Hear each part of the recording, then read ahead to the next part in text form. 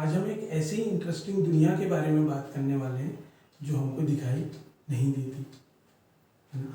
जब वो दुनिया हमको दिखाई नहीं देती तो वो एक्चुअली में दुनिया है भी या नहीं। तो उस दुनिया को देखने के लिए हमको क्या करना पड़ता है, कैसे देखना पड़ता है, ये सभी बातों को आज हम डिस्कस करेंगे। आपका क्लास 8th का सेकंड चैप्टर है नई एनसीईआरटी बुक का the invisible living world beyond our naked eye. तो चलिए इसको शुरू करते हैं, डिटेल में समझते हैं। ठीक, सबसे पहले हम ये देखते हैं कि ऑर्गेनिजम्स क्या होते हैं।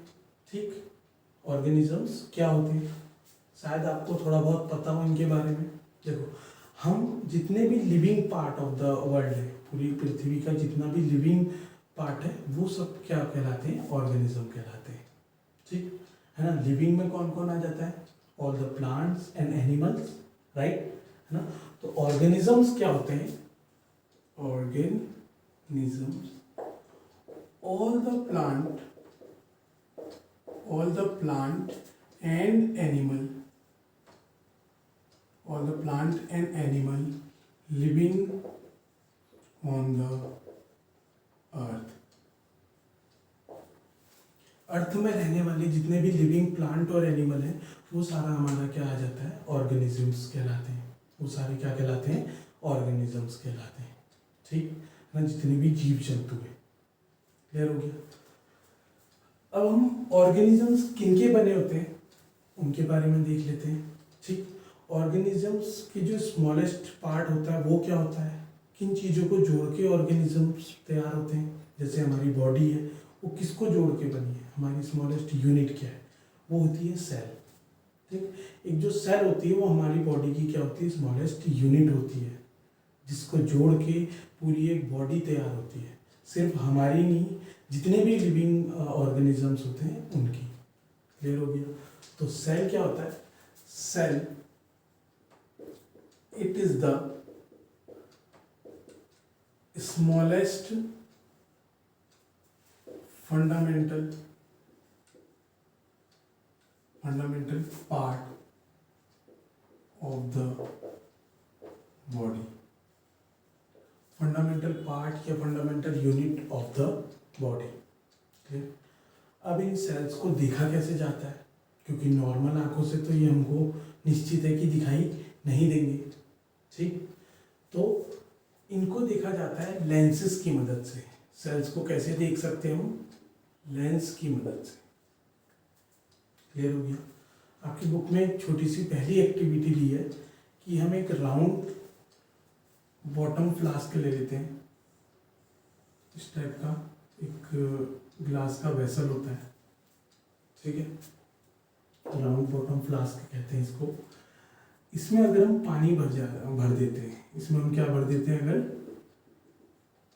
पानी भर देते हैं और हम इसके, ये ट्रांसपेरेंट ऑब्जेक्ट होगा, है ना, इसके अक्रॉस चीज़ों को देखने की कोशिश करेंगे तो हमको चीज़ें थोड़ा सा बड़ी नज़र आएंगी, एनलार्ज नज़र आएंगी, मैग्नीफाइड नज़र आएंगी।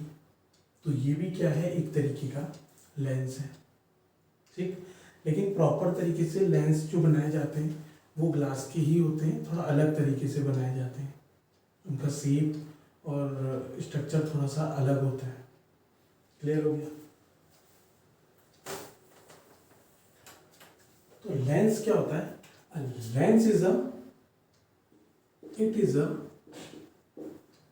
Piece of glass helps to magnify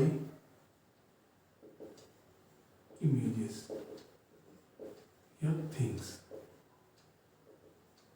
क्या, पीस ऑफ ग्लास, ग्लास का एक ऐसा टुकड़ा जो हमको चीज़ों को मैग्नीफाई, बड़ा करने में, है ना, मदद करता है। वैसे लेंस अलग अलग टाइप के होते हैं।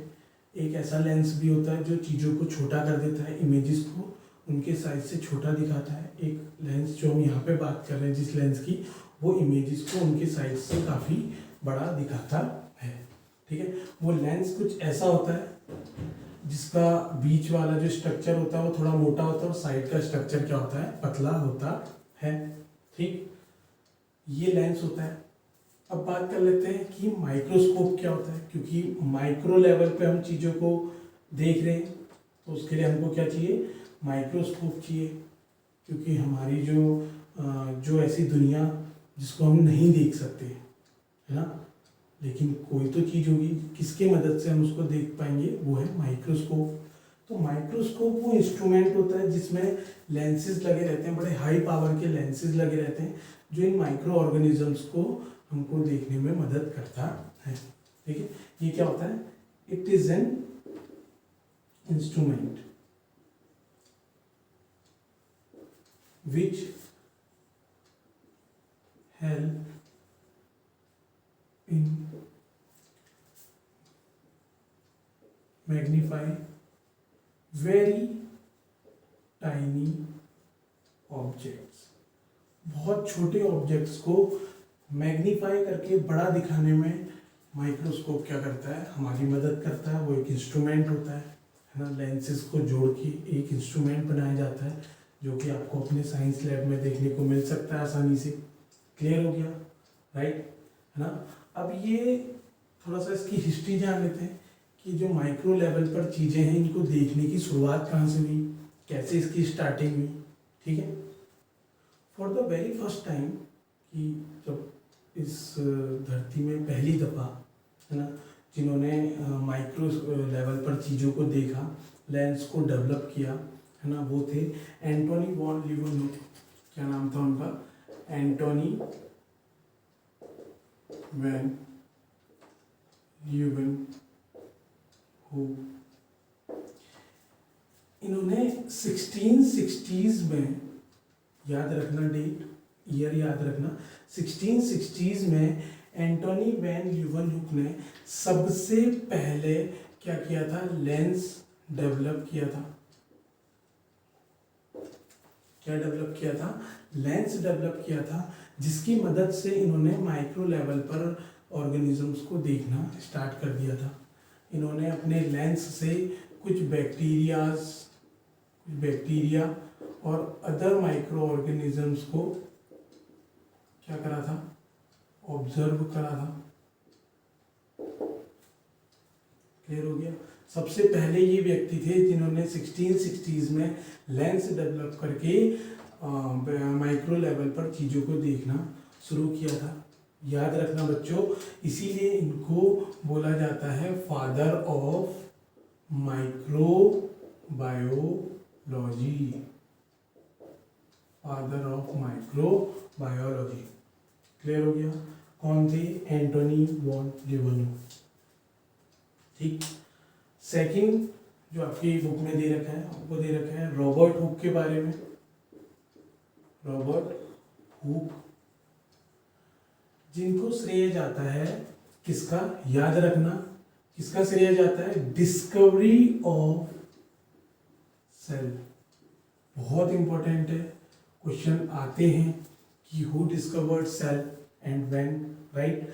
याद रखना, रॉबर्ट हुक इन 1665 जब एंटोनी वॉन ने बैक्टीरिया और अदर माइक्रोस्कोप्स को लेंस डेवलप करके देखा, उसके जस्ट 5 साल बाद रॉबर्ट हुक ने सेल की क्या करी, डिस्कवरी करी। कैसे करी उसके बारे में जानते हैं। इन्होंने क्या करा, एक सेल्फ मेड माइक्रोस्कोप बनाया। क्या बनाया, सेल्फ मेड माइक्रोस्कोप बनाया, खुद का बनाया हुआ एक माइक्रोस्कोप तैयार करा।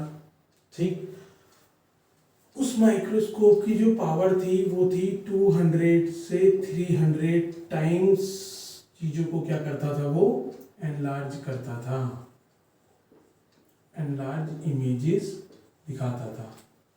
उसकी जो माइक्रोस्कोप की पावर थी वो थी 200 to 300 टाइम्स, वो चीज़ों को एनलार्ज करके दिखाता था, बड़ा करके दिखाता था। ठीक है, इन्होंने सबसे पहले जो पेड़ की छाल होती है, बाहर का जो छाल होती है पेड़ की, उसकी एक पतली सी लेयर निकाली और उसको माइक्रोस्कोप में, अपने ही बनाए माइक्रोस्कोप में क्या करा, रखा और देखा। ठीक है, इन्होंने क्या करा, स्लाइस ऑफ कॉर्क लिया, जो कि कहाँ से उन्होंने निकाला, बार्क ऑफ अ ट्री, पेड़ की छाल से उन्होंने पतली सी लेयर निकाली, उसको क्या करा, अपने ही बनाई माइक्रोस्कोप में देखा, तो उनको क्या नज़र आया, उनको इसके अंदर छोटे छोटे कंपार्टमेंट्स नज़र आए, ऐसे करके क्या नज़र आए उनको, छोटे छोटे कंपार्टमेंट्स क्या हुए, नज़र आए। ये छोटे छोटे कंपार्टमेंट्स ही क्या थे, सेल थे। इन्होंने, रॉबर्ट हुक ने इन छोटे छोटे कंपार्टमेंट्स का नाम रख दिया सेल। इन्होंने छोटे छोटे कंपार्टमेंट्स का नाम क्या रख दिया, सेल नाम रख दिया। ये सारी बातें उन्होंने अपनी एक किताब में लिखी।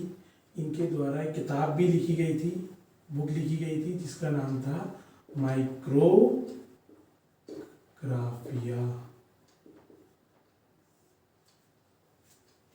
रॉबर्ट हुक बताते हैं जब इन्होंने पहले टाइम ये कंपार्टमेंट्स को देखा, उनको ये कैसे नज़र आ रहे थे, याद रखना, हनीकॉम्ब का जैसा स्ट्रक्चर उनको नज़र आया। ये कंपार्टमेंट उनको कैसे नज़र आ रहे थे, मधुमक्खी का जैसे छत्ता होता है, छोटे छोटे ब्लॉक्स आपस में जुड़े होते हैं, उसी प्रकार ये कंपार्टमेंट्स, छोटे छोटे सेल्स नज़र आ रहे थे, और एक एक ब्लॉक का उन्होंने नाम रख दिया सेल। तभी से जो हमारे अंदर बॉडी की जो स्मॉलेस्ट फंडामेंटल यूनिट्स हैं, उनका नाम पड़ गया सेल। इतना क्लियर हो गया, आगे बढ़े। ठीक, आपकी बुक में सेल को ऑब्जर्व करने के लिए तो बहुत ही इंटरेस्टिंग एक्टिविटीज़ दी गई हैं, एक्टिविटी 2.2 एंड एक्टिविटी 2.3। ठीक है, क्या क्या करना है हमको एक्सपेरिमेंट में देख लेते हैं। हमको एक अनियन पील लेना है, अनियन बल्ब से, है ना, अनियन का एक पीस, उसको बीच में से कट करना है, और फोर्सेप चिमटी जैसा होता है, उससे हमको एक लेयर निकाल लेनी है, राइट। फोर्सेप की मदद से ट्रांसपेरेंट, बहुत ही पतली ट्रांसपेरेंट लेयर निकाल लेनी है। उसके बाद उसको स्टेन करना है, ठीक है, कलरिंग कर देनी है। ऐसे समझो कि स्टेन करना होता है, हम कुछ केमिकल्स यूज़ करते हैं जिससे वो चीज़ क्लियर हो जाती है, जो भी हम सेल देख रहे होते हैं वो क्लियर हो जाता है, और उसमें कलरिंग आ जाती है, ताकि हमको पार्ट्स उसके ईजिली अच्छे से दिखाई दे। तो हम यहाँ पे रेड कलर का स्टेन यूज़ करते हैं, जिसका नाम है सैफ्रनिन। क्लियर हो गया, है ना। इससे जो हमारा टिश्यू है वो पिंक कलर का हो जाता है, जो मटेरियल है वो पिंक हो जाता है। देन 30 सेकेंड्स तक उसको होल्ड करके रखना है, फिर उसको स्लाइड्स में रखना है, ठीक है। जो स्लाइड होती है उसमें हमको वो लेयर को केयरफुली पुट कर देना है। उसके ऊपर से एक ड्रॉप ग्लाइसरीन की डालनी है ना। ग्लाइसरीन क्या होता है बच्चों, जो उसकी क्लियरिटी को क्या कर देता है, और ज़्यादा इम्प्रूव कर देता है, और वो सेल को ड्राई होने से बचाता है, ठीक है। Improve the clarity and prevent the cell from drying, ठीक। फिर स्लाइड को जब हम माइक्रोस्कोप में देखेंगे तो हमको क्या नजर आएगा, हमको नजर आएगा रेक्टेंगुलर शेप्ड सेल दिखेंगे, जिसके बीच में राउंड शेप स्ट्रक्चर हमको मिलेंगे, ठीक है। कैसे सेल नजर आएंगे, आपको यहाँ पे डायग्राम दिख रहा होगा, है ना। रेक्टेंगुलर आपको सेल नजर आ रहे हैं, जिनके बीच में राउंड क्या है, स्ट्रक्चर है। ये सेल कुछ इस टाइप से अरेंज है, जैसे एक ईंट की दीवार होती है ना, ईंट्स को ऐसे ब्लॉक वाइज रखा जाता है एक पैटर्न में, उस तरीके के सेल्स हमको नजर आएंगे अनियन पील में। नेक्स्ट आपका एक्टिविटी है कि हमको क्या करना है, अपने चीक्स के इनर लेयर को निकालना है, जो हमारे गाल होता है उसके अंदर की लेयर में से स्क्रैप लेना है, ठीक है। किसकी मदद से ले सकते हैं हम, टूथपिक की मदद से ले सकते हैं, बड़ा केयरफुली आपको लेना होगा, ठीक है। स्क्रैप मटेरियल लेना है हमने अपने चीक से। उसमें यहाँ पे कौन सा हम ऐड कर रहे हैं स्टेन, यहाँ पे हम ब्लू स्टेन ऐड कर रहे हैं, जिसका नाम है मिथाइलिन ब्लू, ठीक है। जिससे पूरा का पूरा जो आपका सेल है, जो पूरा मटेरियल है वो ब्लूइश कलर का हो जाएगा, अच्छे से दिखाई देगा। देन आफ्टर डैट उसमें ग्लाइसरीन ऐड करना है थोड़े टाइम बाद ना, उसको फिर स्लाइड में रख के अगेन माइक्रोस्कोप में ऑब्जर्व करना है। तो हमको क्या नजर आएगा, हमको पॉलीगोनल शेप्ड स्ट्रक्चर नजर आएंगे, जो कि क्या है, हमारे चीक सेल्स हैं, है ना। और उनके बीच में भी हमको एक राउंड स्ट्रक्चर नजर आएगा, ठीक है। दोनों टाइप के सेल्स को आप देख सकते हैं, एक आपका प्लांट सेल का टाइप है, दूसरा आपका एनिमल सेल है, जो आपको माइक्रोस्कोप में देखने को मिलेगा, ठीक है। ये है आपकी पेट्री डिश होती है, है ना, जिसमें हम स्टेन करते हैं, कुछ रेडिश कलर का स्टेन टिश्यू आपका वहाँ पे ऐसा नज़र आएगा। ये कुछ माइक्रोस्कोप होता है, इस टाइप का स्ट्रक्चर माइक्रोस्कोप का होता है, और ये माइक्रोस्कोप के नीचे बीच पे रखी जाती है स्लाइड्स। इन्हीं के ऊपर कोई भी चीज़ जो हमको ऑब्जर्व करनी है वो पुट करी जाती है। क्लियर हो गया? ये आपके दो बहुत प्यारे एक्सपेरिमेंट्स हैं जिसको आप कर सकते हैं। ठीक, एक्टिविटी 2.2 एंड एक्टिविटी 2.3। देखिए, जो सभी लिविंग ऑर्गेनिजम्स होते हैं उनके जो सेल होते हैं उसका जो बेसिक स्ट्रक्चर होता है और जो बेसिक फंक्शन होता है वो सबका क्या रहता है, सेम रहता है। लिविंग ऑर्गेनिज्म चाहे प्लांट हो या एनिमल हो, सभी का जो बेसिक स्ट्रक्चर है वो क्या रहेगा, एकदम सेम रहेगा।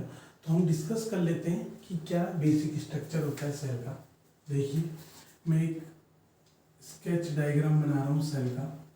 मान लेते हैं कि सेल हमारा कुछ ऐसा दिखाई देता है, ठीक है। ये उसका सेंटर पार्ट है, राउंड स्ट्रक्चर है सेंटर का। इससे पहले आपने दो एक्टिविटीज़ देखी, उसमें दो अलग अलग डिफरेंट टाइप के सेल देखे, एक प्लांट और एक एनिमल। दोनों में एक चीज़ कॉमन थी कि हमको सेंटर में एक राउंड स्ट्रक्चर देखने को मिल रहा था। तो वो सभी टाइप के सेल्स में दिखाई देगा आपको। इसको हम न्यूक्लियस कह देते हैं। ये जो आउटर लेयर है इसको हम क्या कह देते हैं, सेल मेम्ब्रेन कह देते हैं। सेल मेम्ब्रेन और न्यूक्लियस के बीच में एक जेली लाइक फ्लूइड फील्ड होता है, इसको हम क्या देते हैं, साइटोप्लाज्म। क्या कह देते हैं, साइटोप्लाज्म। क्या होते हैं तीन बेसिक स्ट्रक्चर, क्या इनका फंक्शन होता है, आइए देख लेते हैं। सबसे पहला आ जाता है आपका सेल मेम्ब्रेन। क्या आ जाता है, सेल मेम्ब्रेन। ऐसे समझो कि आपका जो स्कूल में गार्ड्स होते हैं मेन गेट्स पर, वो क्या करते हैं, सिर्फ यूनिफॉर्म वाले स्टूडेंट्स को अंदर बाहर जाने अलाउ करते हैं और टीचर्स को अलाउ करते हैं, या जिन भी लोगों को ऑथराइज परमिशन होती है उन्हीं को अंदर बाहर अलाउ करते हैं। बाकी कोई स्ट्रेंजर्स आता है तो उसको इजीली अलाउ नहीं करते। उसी प्रकार सेल मेम्ब्रेन होती है। सेल मेम्ब्रेन सेल के अंदर सिलेक्टिव चीज़ों का इन एंड आउट करने देता है, मतलब कुछ सेलेक्टिव चीज़ें सेल के अंदर जा सकती हैं और सेल से बाहर आ सकती हैं, है ना। बाकी कोई भी फॉरेन पार्टिकल सेल के अंदर बाहर नहीं आ जा सकता है इतनी इजीली, राइट। तो सेल मेम्ब्रेन क्या करता है ना, ये करता है, ये पोरस होती है मेम्ब्रेन। ये क्या होती है, मेम्ब्रेन पोरस होती है। पोरस मतलब इसमें छोटे छोटे टाइनी होल्स होते हैं, छोटे छोटे छेद होते हैं जो कि मटेरियल्स को अंदर बाहर जाने का क्या करते हैं, अलाउ करते हैं, ठीक है। ये क्या होती है, मेम्ब्रेन पोरस होती है। It is porous, it allow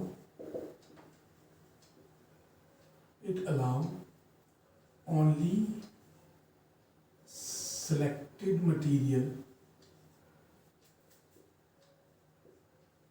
selected materials to in and out। अब क्या क्या ऐसी चीजें हैं जो अंदर और बाहर आ जा सकती हैं उनको देख लेते हैं। जैसे कि आपके न्यूट्रिएंट्स जो होते हैं, न्यूट्रिएंट्स में क्या क्या, आपका carbohydrates,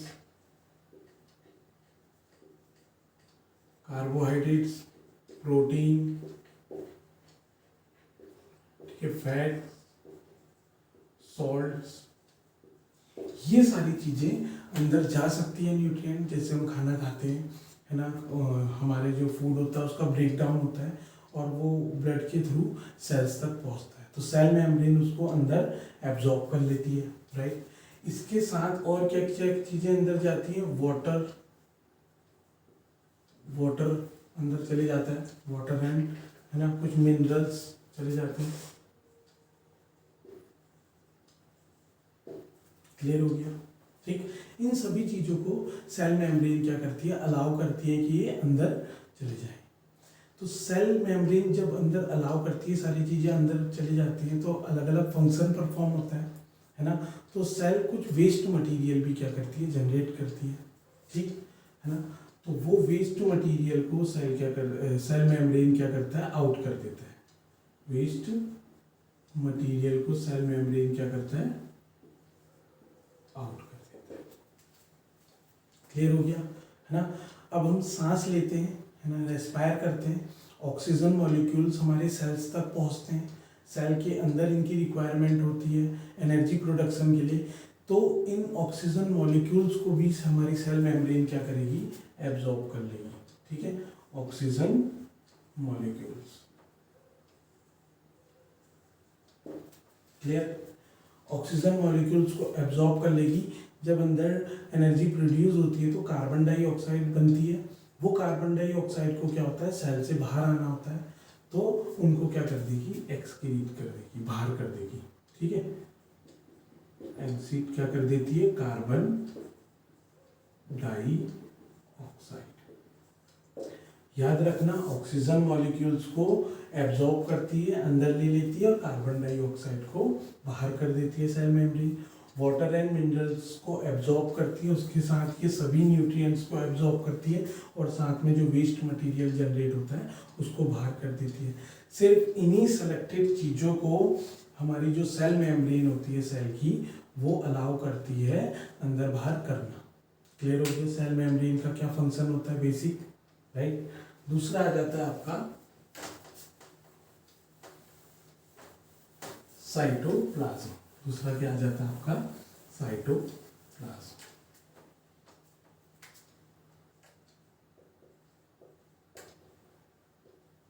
cytoplasm, it is a jelly-like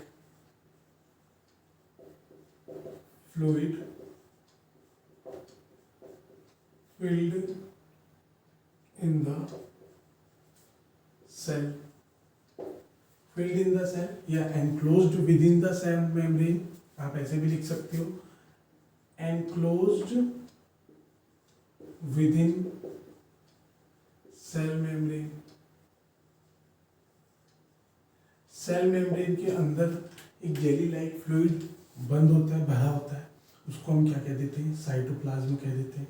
ये साइटोप्लाज्म करता क्या है, ये सेल के अंदर अलग अलग जितने भी पार्ट्स होते हैं वो जो भी काम करते हैं, उनके बीच में मटेरियल्स एक जगह से दूसरी जगह पहुंचता है ना, तो ट्रांसपोर्टेशन में हेल्प करता है। ठीक, इट हेल्प्स इन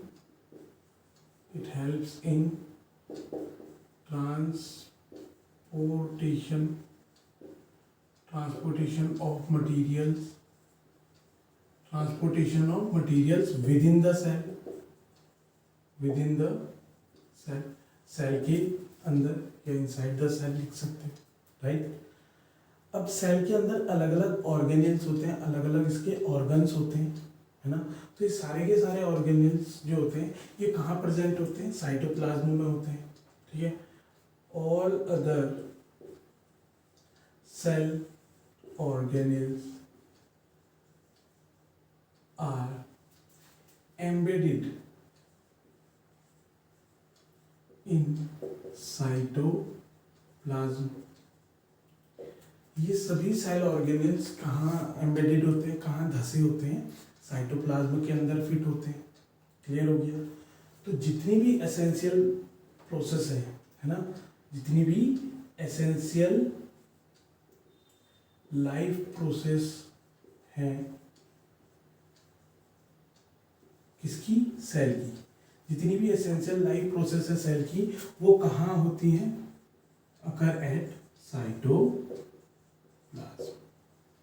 कहाँ होती है, साइटोप्लाज्म में अकर होती है। इतना क्लियर हो गया, राइट। तीसरा सबसे इंपॉर्टेंट पार्ट आ जाता है, वो है आपका न्यूक्लियस।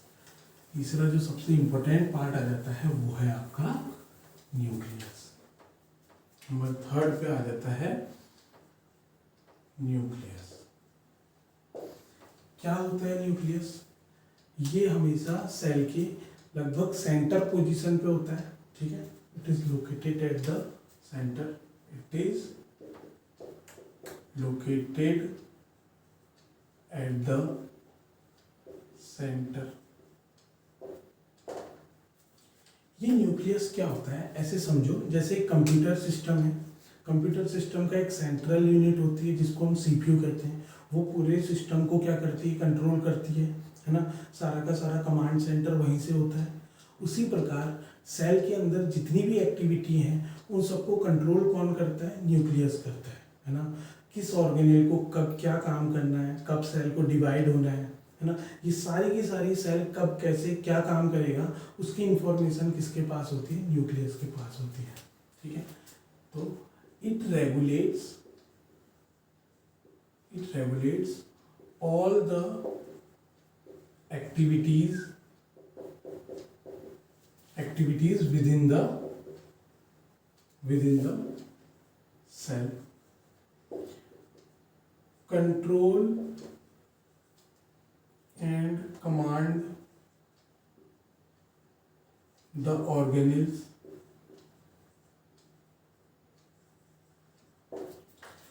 सभी ऑर्गेनेल्स को क्या करता है? कंट्रोल करता है और कमांड करता है किसको कब क्या फंक्शन करना है वो अलाउ करता है ना। stored all the information in it, सारी की सारी इंफॉर्मेशन सेल से जुड़ी सारी की सारी इंफॉर्मेशन किसके पास होगी? इस न्यूक्लियस के पास होगी।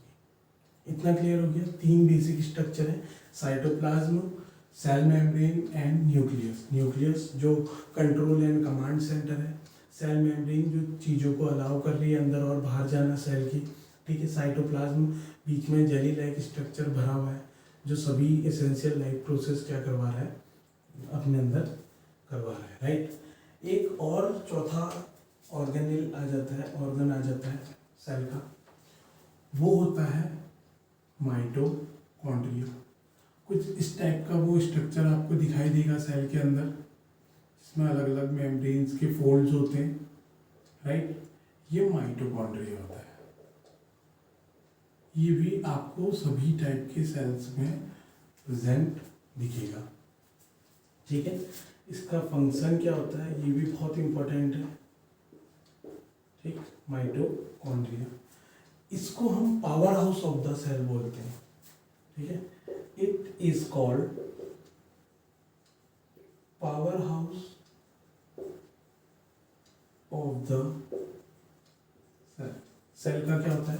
पावर हाउस होता है, क्योंकि सेल काम करती है, उसको क्या चाहिए? एनर्जी चाहिए। जैसे हमारी बॉडी वर्क करती है, ऑर्गन्स वर्क करते हैं, उनको क्या चाहिए?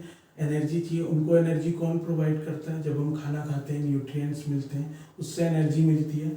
उसी प्रकार एक सेल भी काम करती है तो उसको भी एनर्जी चाहिए। तो उसके अंदर एनर्जी कौन जनरेट करता है, एनर्जी कौन बनाता है? वो है माइटोकॉन्ड्रिया। ठीक, इट प्रोड्यूस एनर्जी, इट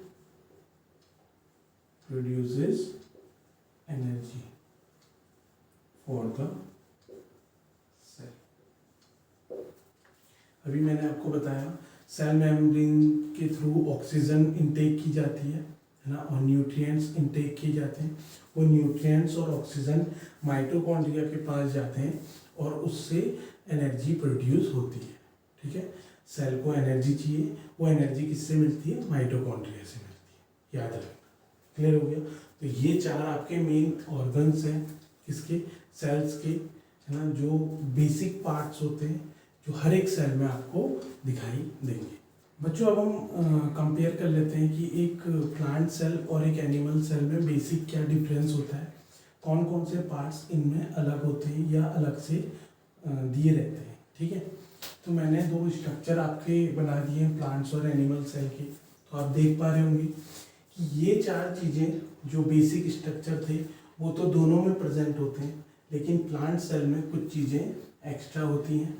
जैसे प्लांट सेल के बाहर से एक आउटर हार्ड कवरिंग होती है ना, जो प्लांट सेल को एक कॉम्पैक्ट स्ट्रक्चर प्रोवाइड करती है, जो उसको रिजिडिटी प्रोवाइड करती है, उसको स्ट्रॉन्ग बनाती है।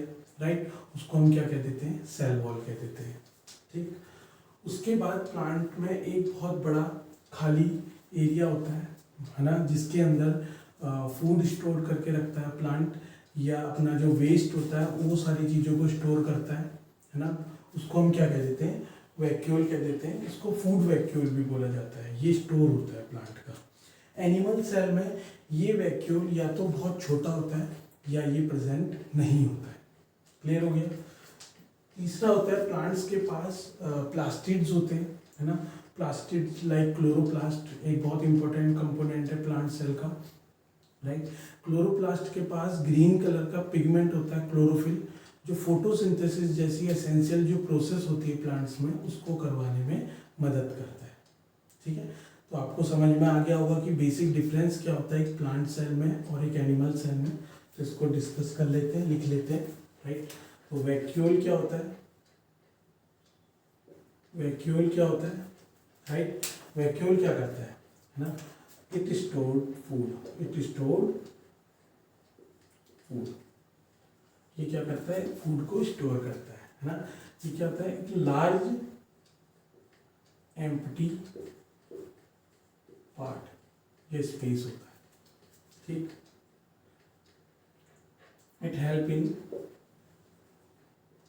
Gate rid of waste, waste वेस्ट मटेरियल्स होते हैं प्लांट्स के उनको ये क्या करता है अपने अंदर स्टोर करके रखता है या सेल से उसको हटाता है। क्लियर हो गया, ये वैक्यूल का फंक्शन होता है। दूसरा क्लोरोप्लास्ट, दूसरा क्या आ जाता है, क्लोरोप्लास्ट। क्लोरोप्लास्ट एक प्रकार के प्लास्टिड सेल होते हैं जो सिर्फ प्लांट्स में प्रेजेंट होते हैं, याद रखना। क्लोरोप्लास्ट एक प्लास्टिड सेल होते हैं जो प्लांट में प्रेजेंट होते हैं। क्लोरोप्लास्ट के पास एक ग्रीन कलर का पिगमेंट होता है, इसका नाम होता है क्लोरोफिल। आपने पहले फोटोसिंथेसिस पढ़ा होगा प्रीवियस क्लासेस में, तब आपको शायद याद आ रहा होगा कि ग्रीन कलर का पिगमेंट होता है प्लांट सेल में, है ना, जिसको हम क्या कह देते हैं, क्लोरोफिल कह देते हैं। ये क्लोरोफिल क्या करवाता है, ये क्लोरोफिल क्या करवाता है, फोटोसिंथेसिस करवाता है। क्या करवाता है, फोटोसिंथेसिस की प्रोसेस में मदद करता है, या फोटोसिंथेसिस की प्रोसेस होने के लिए अपना प्लेटफॉर्म प्रोवाइड करवाता है। क्लियर हो गया। तीसरा आ जाता है सेल वॉल। तीसरा क्या आ जाता है, सेल वॉल। सेल वॉल क्या होती है, बहुत ही रिजिड एक स्ट्रक्चर होता है, रिजिड आउटर लेयर होती है। क्यों होती है, प्लांट को एक कॉम्पैक्ट स्ट्रक्चर प्रोवाइड करती है। क्या प्रोवाइड करती है, compact structure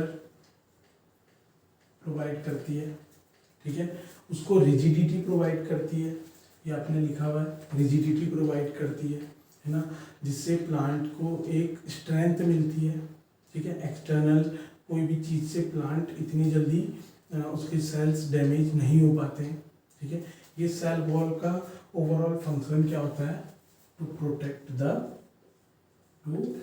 protect plant cell, plant cell को प्रोटेक्ट करने का काम होता है। क्लियर हो गया। तो आपको बेसिक डिफरेंस समझ में आ गया होगा। ये तीन चीज़ें जो होती हैं प्लांट में अलग से होती हैं, लेकिन ये तीन चीज़ें एनिमल सेल में नहीं होती हैं। अब हम बेसिक डिफरेंस समझ लेते हैं कि एक प्लांट और एक एनिमल सेल में क्या डिफरेंस होता है। ये डायरेक्ट क्वेश्चन एग्जाम में पूछा जा सकता है, बहुत ही इंपॉर्टेंट क्वेश्चन है ना, कि प्लांट और एनिमल सेल में बेसिक डिफरेंस क्या होता है।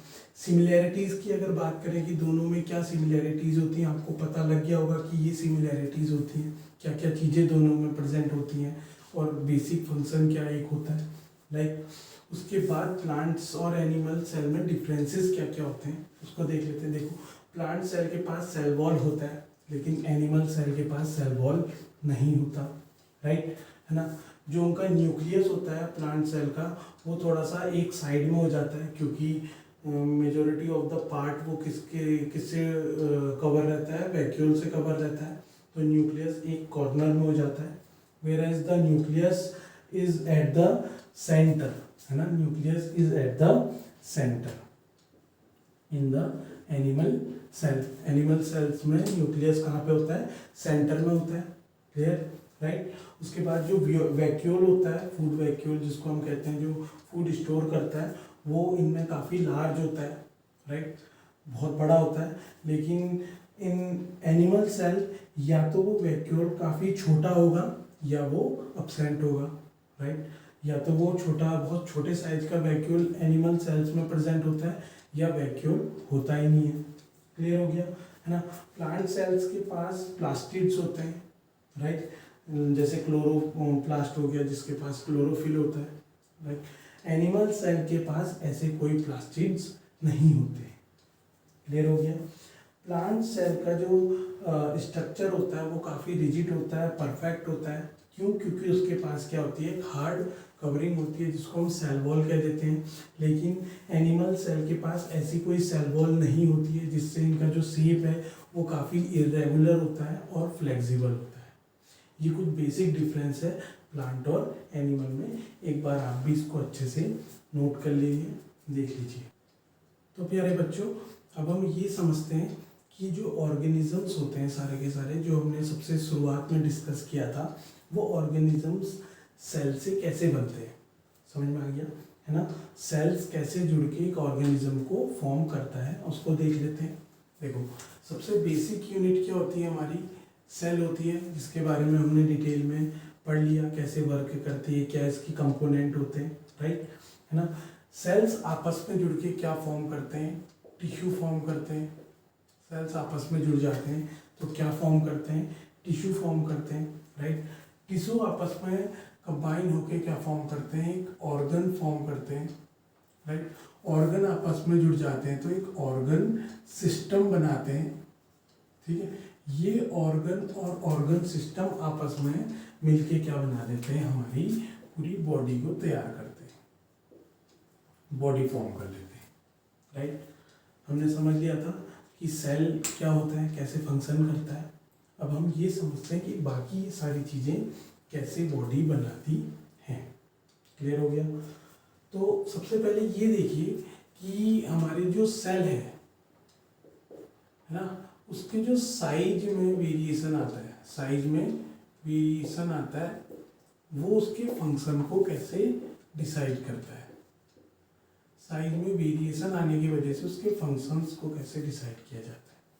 ठीक, देखो हमारी बॉडी में मिलियंस ऑफ सेल है ना, पूरी बॉडी सेल से जुड़ के बनी है।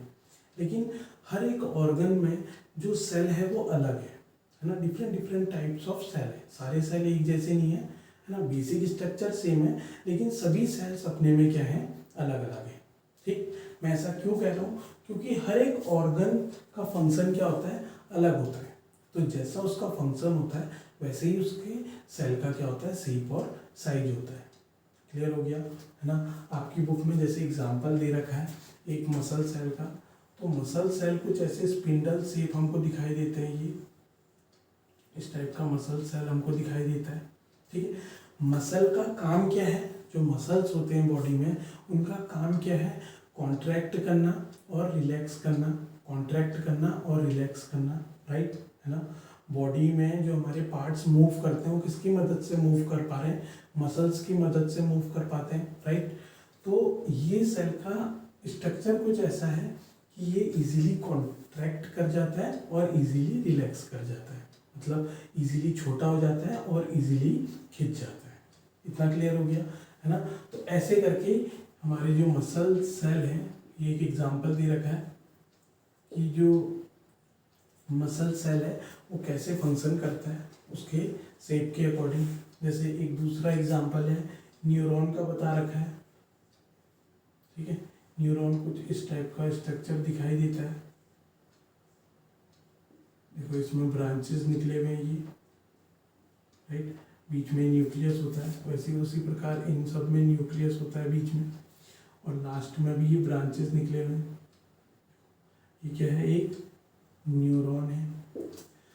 अब हमारी बॉडी में ये न्यूरॉन क्या करते हैं, सिग्नल को ट्रांसमिट करने का काम करते हैं। अलग अलग न्यूरॉन आपस में जुड़े रहते हैं और सिग्नल्स को बड़ी तेजी से क्या करते हैं, ब्रेन तक ले जाते हैं और वापस लेके आते हैं। ठीक है, इनका काम सिग्नलिंग का होता है।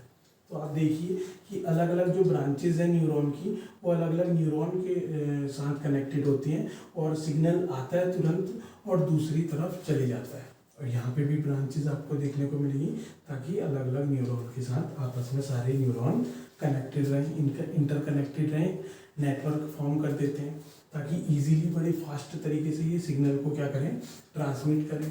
तो देखो जैसा इसका स्ट्रक्चर है वैसे ही उसका कुछ हमको फंक्शन देखने को मिल रहा है, राइट। उसी प्रकार एक और सेल होता है, जैसे ये गोल सेल होता है जिसके बीच में हमको डेप्थ देखने को मिलता है, राइट। ये बीच में हमको क्या देखने को मिलता है, डेप्थ देखने को मिलता है। ये रेड कलर का आरबीसी होता है जो ब्लड सेल होता है ना। इसमें क्या होता है कि ऑक्सीजन मॉलिक्यूल बाइंड होके क्या करता है, बॉडी में ट्रेवल करता है। ऑक्सीजन मॉलिक्यूल इसके ऊपर बाइंड हो जाता है और ये ऑक्सीजन मॉलिक्यूल को कैरी करके ले जाता है थ्रू ब्लड, राइट। तो इसका स्ट्रक्चर कुछ ऐसा है, बीच में डेप्थ है कि वो ऑक्सीजन मॉलिक्यूल को इजीली कैरी करके ले जा लेगा, राइट। तो आप ये तीनों सेल के एग्जाम्पल के माध्यम से, मीडियम से समझ पा रहे होंगे कि सेल का जो स्ट्रक्चर होता है ना, वो उसके फंक्शन पे डिपेंड होता है, राइट। या जो फंक्शन होता है वो किस पे डिपेंड होता है, स्ट्रक्चर पे डिपेंड होता है। तो इसीलिए हम बोलते हैं cell is the structural and functional unit of life. क्या, cell is the structural and functional unit of life. Is that clear? इतना आपको क्लियर हुआ है ना, सेल में कैसे वेरिएशन आते हैं उनके साइज और फंक्शन में, राइट। अब ये जानने की कोशिश करते हैं कि हमारे टिश्यूज क्या होते हैं ना। ये जानने की कोशिश करते हैं कि हमारे टिश्यूज क्या होते हैं, टिश्यू क्या होता है, राइट। ये वो टिश्यू नहीं होता जो आप टिश्यू पेपर यूज करते हैं, ये हमारी बॉडी के टिश्यू होते हैं। जब एक जैसे सेल है ना, सिमिलर टाइप के सेल जिनका स्ट्रक्चर भी सेम हो है ना, उनका फंक्शन भी क्या हो, बिल्कुल सेम हो, तो एक जैसे सेल जब आपस में ग्रुप बना लेते हैं है ना, तो वो क्या कहलाता है, टिश्यू कहलाता है। क्लियर हो गया है ना। अ ग्रुप ऑफ टिश्यू क्या होता है, a group of similar cells, a group of similar cells having same function। ठीक है, सिमिलर सेल, एक जैसे दिखने वाले सेल जिनका फंक्शन भी क्या हो, सेम हो, वो जब आपस में ग्रुप बना लेते हैं, एक साथ होते हैं, तो वो क्या फॉर्म करते हैं, टिश्यू फॉर्म करते हैं। ठीक है, यही सेम सिमिलर सेल्स के जो टिश्यू होते हैं, ये सारे आपस में टिश्यू एक जैसे मिल जाते हैं और ये किसको फॉर्म करते हैं, ऑर्गन को फॉर्म करते हैं। किसको फॉर्म करते हैं, ऑर्गन्स को बनाते हैं। ठीक है, ऑर्गन्स क्या होते हैं, organs are the parts of the body. Organs are the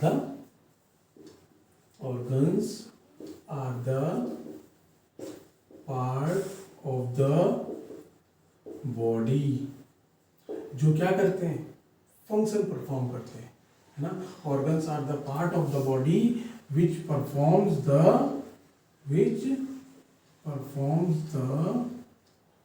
function. कैसे फंक्शन, हर एक ऑर्गन का अपना अपना फंक्शन होता है। जैसे हमारा जो हार्ट होता है उसका काम होता है ब्लड को पंप करना, किडनी एक ऑर्गन है उसका काम है फिल्ट्रेशन करना, ब्रेन एक ऑर्गन है जिसका काम थिंकिंग करना, मेमोराइज करना, कंट्रोल करना, है ना।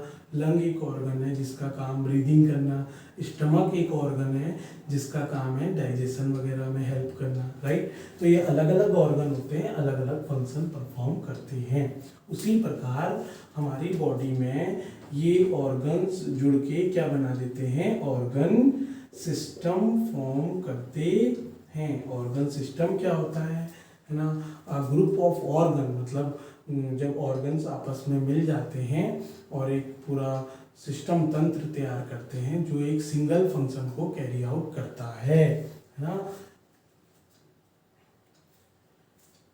Group of organ forms organ system, group of organ form organ system. ठीक है, ऑर्गन सिस्टम क्या करता है ना, कैरी आउट अ सिंगल क्या फंक्शन, सिंगल फंक्शन या प्रोसेस। किसी एक प्रोसेस को या किसी एक सिंगल फंक्शन को पूरा ऑर्गन सिस्टम क्या करता है, कैरी आउट करता है ना। इसके एग्जाम्पल जैसे समझते हैं, सबसे बेसिक और सबसे इम्पोर्टेंट एग्जाम्पल है जैसे डाइजेशन। ठीक है, डाइजेशन हो गया, दूसरा हो गया रेस्पायरेशन हो गया। ठीक है, ये भी एक प्रोसेस है, डाइजेशन एक प्रोसेस है, रेस्पायरेशन एक प्रोसेस है, राइट। और क्या क्या हो सकता है हमारी बॉडी में, एक्सक्रीशन, ठीक है, ट्रांसपोर्टेशन,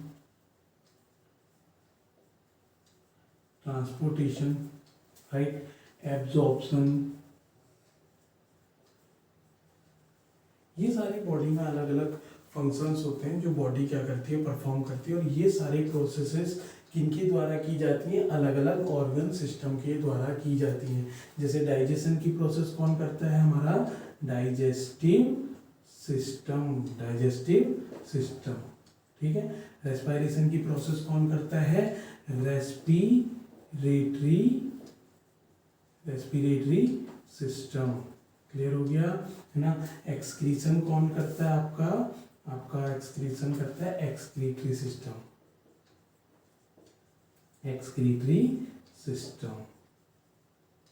क्लियर हो गया। वैसी बॉडी में ढेर सारी प्रोसेसेस होती हैं और अलग अलग ऑर्गन सिस्टम उनको क्या करते हैं, फंक्शन परफॉर्म करते हैं।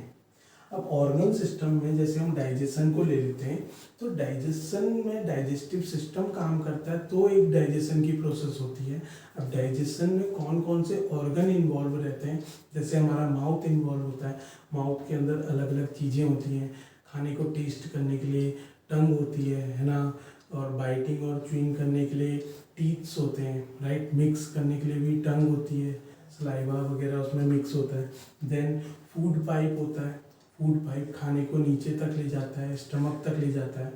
स्टमक में खाना थोड़ी देर तक स्टोर रहता है, उसमें कुछ केमिकल्स, एसिड वगैरह मिल जाते हैं खाने में, जो ब्रेक डाउन करते हैं खाने को और खाने को पचाने में क्या करते हैं, मदद करते हैं। देन खाने का एब्जॉर्प्शन किया जाता है, खाना इंटेस्टाइन में जाता है, राइट। इंटेस्टाइन वो खाने को एब्जॉर्ब करती है, राइट, और उसको और ज़्यादा ब्रेक डाउन करती है, न्यूट्रिएंट्स को एब्जॉर्ब करा जाता है और वेस्ट मटेरियल को आगे भेज दिया जाता है।